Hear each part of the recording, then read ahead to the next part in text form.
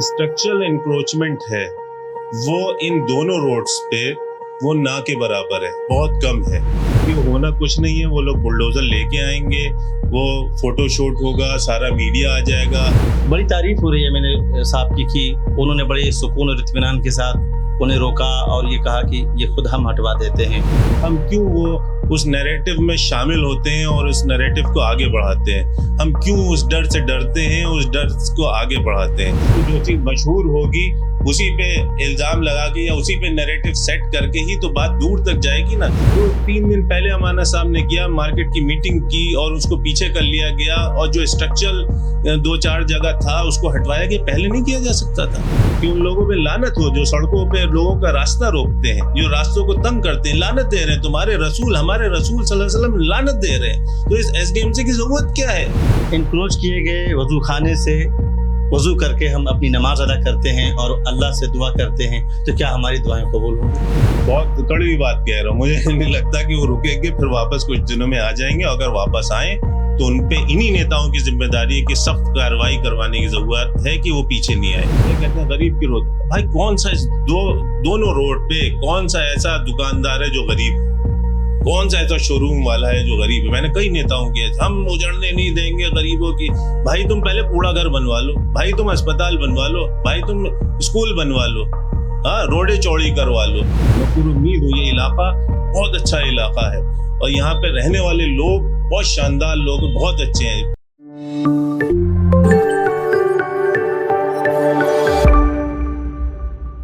Okhla post की इस खास पेशकश में आपका स्वागत है। मैं हूं अशरफ अली बस्तवी।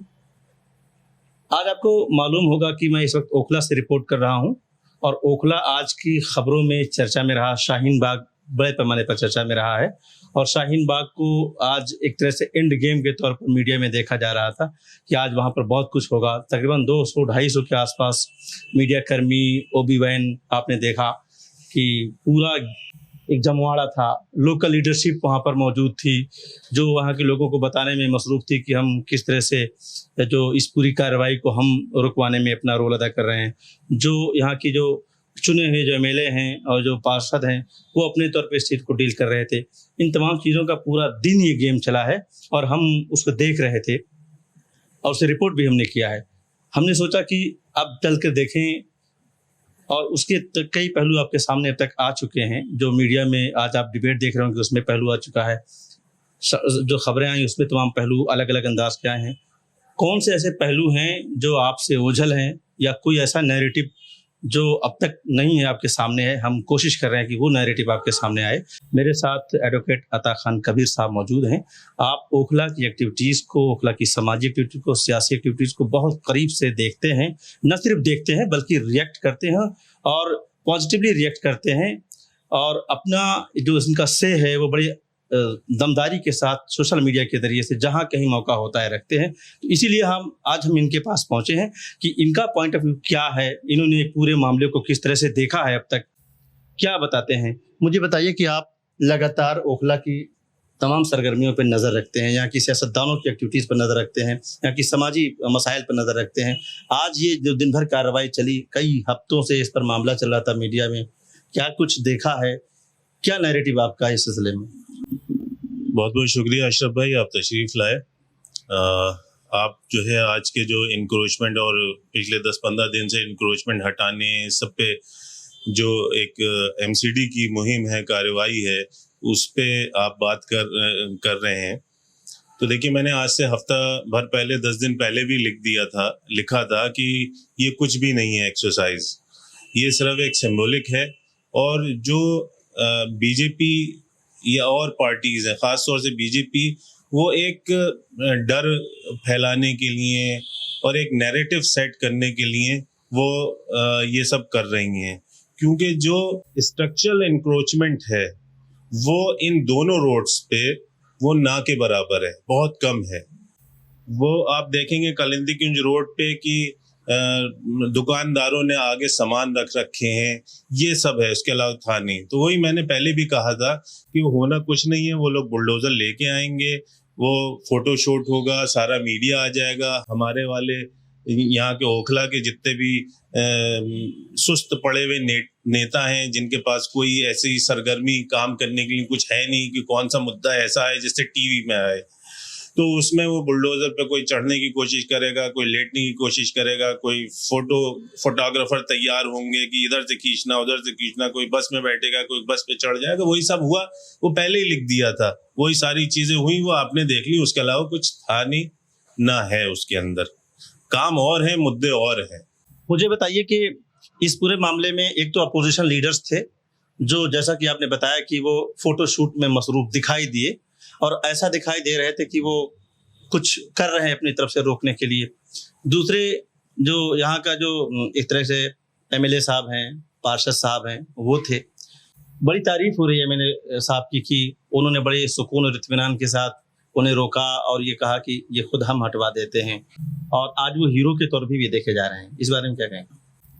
देखिए, अमानत साहब ने आप जो कह रहे हैं सही कह रहे हैं, बहुत अच्छा उसको हैंडल किया, क्योंकि 2-3 दिन पहले ही अमानत साहब ने सारे लोगों से, वहाँ के मार्केट के एसोसिएशन से, मार्केट के लोगों से मिलकर उनसे कहा था आप पीछे कर लीजिए, उससे उनकी मीटिंग की थी, और जहाँ कहीं भी थोड़ा स्ट्रक्चरल इंक्रोचमेंट था उससे बात करके उसको हटा दिया गया था पहले ही। और आज वही बात की तस्दीक एमसीडी एसडीएमसी मेयर ने भी इस बात में की है। किसी ने मुझे बताया कि उन्होंने अपनी बाइट में कहा है कि वहाँ पे कोई ऐसा इंक्रोचमेंट था नहीं, और 3 दिन पहले ही वहाँ के एमएलए के साथ मिलके यहाँ के जोन इंचार्ज के साथ वो सब हटवा दिया गया था और बात हो गई थी। लेकिन आज सिंबॉलिक हमें वो करना था, इसलिए हमने वो किया। कि जो मेयर साहब की जो गुफ्तगू हुई है उसमें बात ये भी आई है कि वो ये कह रहे हैं कि हम दिखाना चाह रहे थे, डराना चाह रहे थे। तो ये डराने की जो सियासत, इस तरह की जो चीज़ें हो रही हैं, ख़ासतौर से शाहीन बाग का जब नाम आता है, मुझे लगता है कि शाहीन बाग का जो अपना माजी रहा गुज़िश्ता 3 साल पहले, उसके हवाले से शाहीन बाग को मीडिया में पोर्ट्रेट किया गया, और इतनी सारा मीडिया आज जो हम मौजूद था, जितना मीडिया में डिस्कशन हुआ, वो शाहीन बाग के नाम से मुसलमानों को सबक सिखाना अलग तरीके से, और हिंदुओं को हिंदुस्तान की ये बताना कि हम शाहीन बाग वालों को हमने सबक सिखा दिया है दूसरे तरीके से, और फिर इनकी ज्यादती दिखाना कि देखिए यहाँ पर बुलडोजर नहीं चला, इसका मतलब शाहीन बाग वाले कानून से कहीं परे हैं, ये भी दिखाया जा रहा है। साथ साथ 2-3 नैरेटिव एक साथ काम कर रहे हैं। एक तो मुसलमानों को सबक सिखाया जा रहा है, दूसरे हिंदुओं को बताया जा रहा है कि साहब देखिए हमने सबक सिखाया। तीसरा ये भी बताया जा रहा है कि देखो यहाँ के लोग कितने ढीठ हैं, और कि यह बुलडोजर नहीं चलने दिया गया, और हर जगह पे कार्रवाई हो रही है, लेकिन यहाँ पर नहीं होने दी जा रही है। क्या ये कानून से परे है? ये जो नैरेटिव है, इसके बारे में क्या कहें? देखिए, नैरेटिव तो बहुत कुछ सेट होते आए हैं और होते रहेंगे। डर बहुत कुछ बिठाए गए हैं और बिठाते रहे जाएंगे। सवाल ये है कि हम उसको किस तरीके से लेते हैं, हम क्यों वो उस नैरेटिव में शामिल होते हैं और उस नैरेटिव को आगे बढ़ाते हैं, हम क्यों उस डर से डरते हैं, उस डर को आगे बढ़ाते हैं। अगर हमारी कहीं गलती है, हम इंक्रोच कहीं कर रहे हैं, तो हमें खुद ही उस इंक्रोचमेंट को या ऐसे किसी कानून की खिलाफ वर्जी से हमें हटना चाहिए, उससे बाज आना चाहिए, वो नहीं करना चाहिए हमें।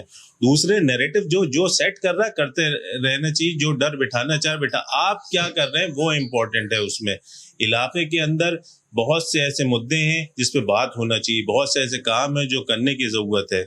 इसमें खास तौर से एक चीज मैं पॉजिटिव इस बात में देखता हूँ, हमेशा पॉजिटिव देखने की कोशिश करता हूँ कि जैसे आज हमारे सारे नेता एक साथ आ गए और ऊपर नीचे बुलडोजर पे चढ़ गए, लेट गए और भाग गए, दौड़ गए, सारे एक साथ आ गए, मतलब यकजहती का मुजाहरा किया बुलडोजर, वो किस वजह से किया हो।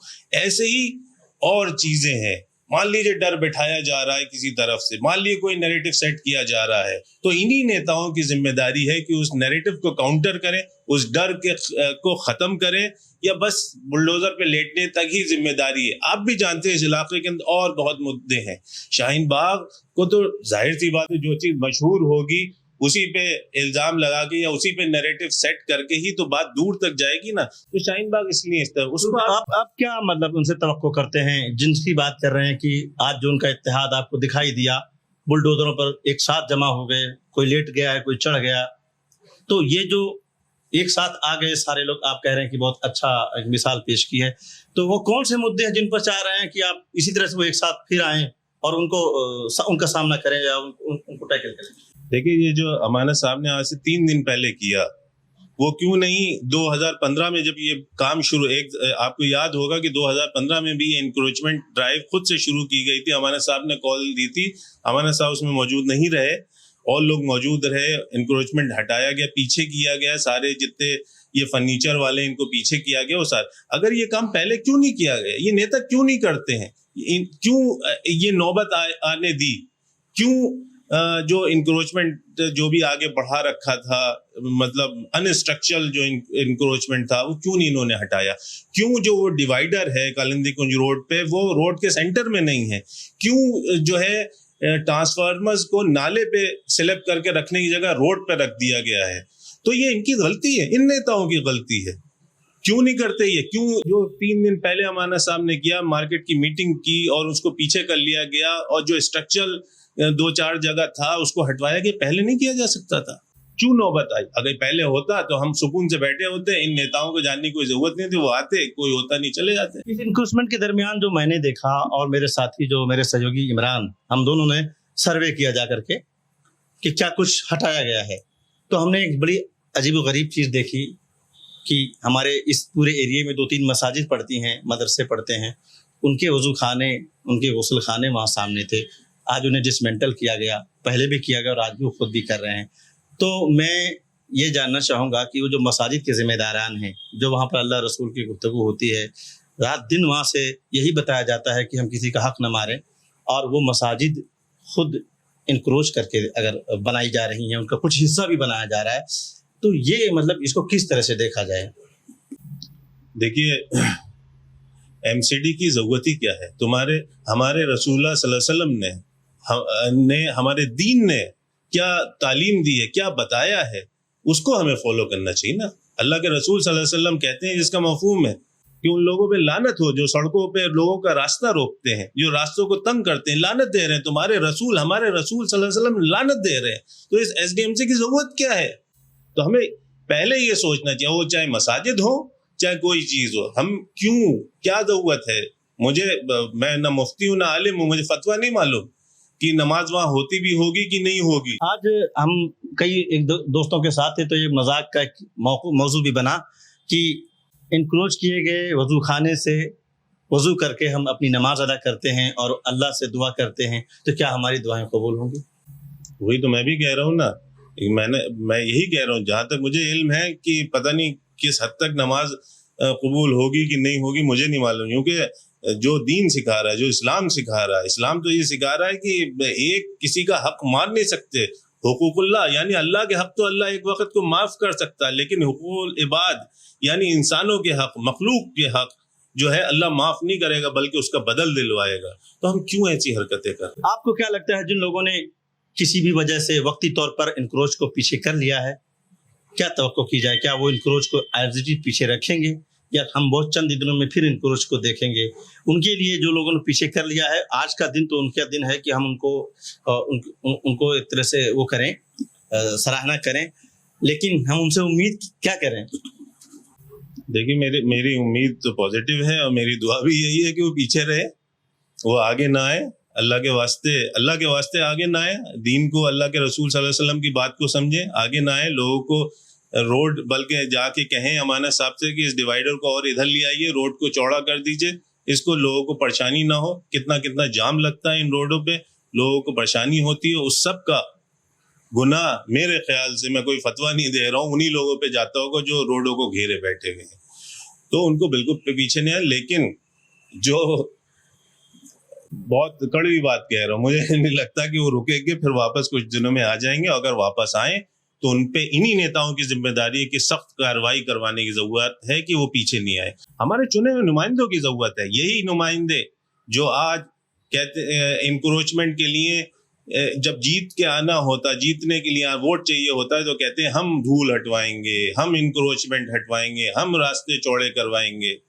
और फिर उसके बाद जो अनफेयर कर रहा है उसके सामने खड़े होते हैं, कहते हैं गरीब की रोड। भाई, कौन सा इस दोनों रोड पे कौन सा ऐसा दुकानदार है जो गरीब है? कौन सा ऐसा शोरूम वाला है जो गरीब है? मैंने कई नेताओं किया, हम उजड़ने नहीं देंगे गरीबों की। भाई, तुम पहले कूड़ा घर बनवा लो, भाई तुम अस्पताल बनवा लो, भाई तुम स्कूल बनवा लो, हाँ, रोडे चौड़ी करवा लो। बात वो है, पार्क है, शाहीन बाग पार्क है, वो इंक्रोच हुआ हुआ पार्क है, आप किस पे बात करेंगे? जो आज इंक्रोचमेंट के लिए लड़ाई लड़ रहे हैं, जो कह रहे हैं हमने हटवा भी लिया, भाई पार्क की भी तो बात कर लो, वो भी इंक्रोच किए बैठे हो तुम उस पार्क को। अगर पार्क नहीं बनाओगे तो हम तो इंक्रोचमेंट ही मानेंगे, तुम्हारा कब्जा मानेंगे, नाजायज कब्जा मानेंगे। और जो भी नाजायज कब्जा करेगा कहीं पे भी, साफ है कि अल्लाह उससे हिसाब लेगा। बातचीत सोशल एक्टिविस्ट आपकी निगरानी रहती है, लोगों के कामों पर भी रहती है और इलाके पर भी रहती है। कुछ जिम्मेदारियां भी हैं, आप लिखते तो हैं, आप वॉलंटियर्स ऑफ चेंज से जुड़े रहे हैं, जो जिसका ये दावा रहा है, जिसकी कोशिश रही है कि वो इलाके को एक आइडियल इलाका बनाए। वहाँ आप बहुत लंबे समय तक रहे हैं, मुझे लगता है आज भी आपका कोई ना कोई तरीके से एसोसिएशन ज़रूर होगा। वीओसी की जो कोशिश थी, यही सारी चीज़ें थी कि वो मुरत्तब अंदाज में आप रहें और एक आइडियल सोसाइटी बना करके रहें, ताकि कहीं से कोई आए वो भी देखे और आप खुद भी इत्मीनान से रहें, किसी की इंक्रोच के शिकार ना हो, कोई भी चीज़ साफ सुथरी हो। वो जो आइडियल सोसाइटी का सपना वीओसी ने देखा था, आपने देखा था, तमाम लोगों ने देखा था, बहुत सारे लोगों ने देखा था, वो अभी तक आज इस शक्ल में हम देख रहे हैं कि इंक्रोच हटाने की कोशिश की जा रही है। देखिए, वीओसी ने जितनी भी वीओसी ने जो काम किए या कोई भी सोशल जो काम किया जाता है, समाज में बदलाव लाने के लिए काम किया जाता है, उसके बदलाव बहुत धीमा आता है। जो चेंजेस होते हैं बहुत धीमे आते हैं। वीओसी के काम का एक सबसे बड़ा सबूत और नतीजा ये आप देखते होंगे कि आज लोगों ने इलाके के मुद्दों पे बोलना शुरू कर दिया है। बहुत से नौजवान लिखने लगे, बहुत से नौजवान निकलना शुरू हो गए। जो बात उसमें वीओसी और वीओसी जैसी और तंजीमों की बहुत खामोश मेहनत है कि उन्होंने बोलना शुरू किया है। बहुत सी ऐसी तंजीमें बनी हैं जो अब बोल रही हैं, काम कर रही हैं, और मुझे पूरी उम्मीद हूँ ये इलाका बहुत अच्छा इलाका है और यहाँ पे रहने वाले लोग बहुत शानदार लोग हैं, बहुत अच्छे हैं।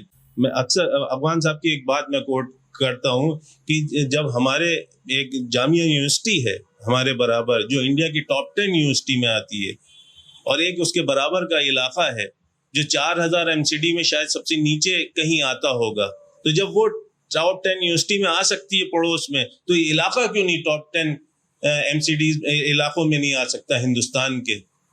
तो हम सब कोशिश करो, हमारे पास तो दीन है, अल्लाह के नबी सल्लल्लाहु अलैहि वसल्लम ने हमें पूरा गाइडेंस दिया है कि कैसे करना है। तो हम अगर चाहें, गलती हमारी है, सड़कों पे कूड़ा हम फेंक रहे हैं, नुमाइंदों से सवाल हम नहीं कर रहे हैं, जबान सिल रखी है हमने। हम अलशिफा के सामने से 8 नंबर के कूड़ेदान के सामने से गुजरते हैं, अपने मेहमानों को लेके गुजरते हैं, किस बदएहसासी के साथ, बेहिसी के साथ गुजरते होंगे कि हमारे मुंह से अल्फाज नहीं निकलते। और उसके बाद उस पर दीदा दिली है कि उन नेताओं को हम डिफेंड करते हैं, अपने जो भी जाती मफाद हो हम डिफेंड करते हैं, दीदा दिलेरी कहते हैं, क्या कहते हैं, उसमें डिफेंड करते हैं हम। तो हमें सोचना चाहिए हम क्या माशरा, क्यों हम दूसरों को ये मौका देते हैं कि हम पे कोई उंगली उठाए। जी, बहुत बहुत शुक्रिया आपका। आपने बताया कि बहैसियत एक शहरी और बहैसियत एक मुसलमान शहरी, और जामिया नगर को जब नाम लिया जाता है तो ये कहा जाता है कि मुसलमानों का पढ़ा लिखा एलीट इलाका है, जामिया नगर में रहता है। आप आज बुलडोजर्स के एक मामले से आप गुजरे हैं, ऐसा मौका ही हम न दें, जैसा कि मुझे अभी कहना पड़ रहा है कि मसाजिद जो हमारी उस तरफ बनाई गई हैं, उनके वजूखाने वहाँ पाए गए हैं, और ये हम सब ने देखा कि आज तोड़ना पड़ रहा है। शर्म की बात है कि इस तरह की चीज़ें हमें मसाजिद के लिए करनी पड़ी। आम लोगों की बात छोड़िए, मसाजिद जो तैयार की गई वो वहाँ पर इस तरह की इंक्रोचमेंट किया गया है। तो आपको हमें सबको मिल करके ओखला की, ख़ासतौर से शाहीन बाग, ओखला, अबुल फजल एनक्लेव की खूबसूरती और इसकी जो बदनामी है उससे बचाने के लिए इसकी नेक नामी की फिक्र करनी चाहिए। और जहाँ कहीं आप हैं, अपने चुने हुए नुमाइंदों से आप ज़रूर सवाल कीजिए कि आपने उसे ताकत दिया है वोट की, और उनको पूरी पावर दिया है कि वो आपके इलाके को बेहतर बनाने की कोशिश करें। समाजी लोग जो मौजूद हैं उनके साथ मिलकर के आप काम करें, जहाँ कहीं है, जिस मोहल्ले में हैं, तभी ये चीज़ें होगी। वरना आज जो इंक्रोचमेंट पीछे की तरफ गया है, एक हफ्ते के बाद वो खुदा न खास्ता अगर आगे की तरफ, उससे ज़्यादा शर्म की बात नहीं होगी। कोशिश करूँगा मैं कि 1 महीने या 15 दिन के बाद जरूर सर्वे करूं और उन तमाम चीज़ों को देखूं जिसे आज मैंने देखा है, पीछे की तरफ, अगर आगे की तरफ देखता हूं आप तक जरूर लाऊंगा। बहुत शुक्रिया।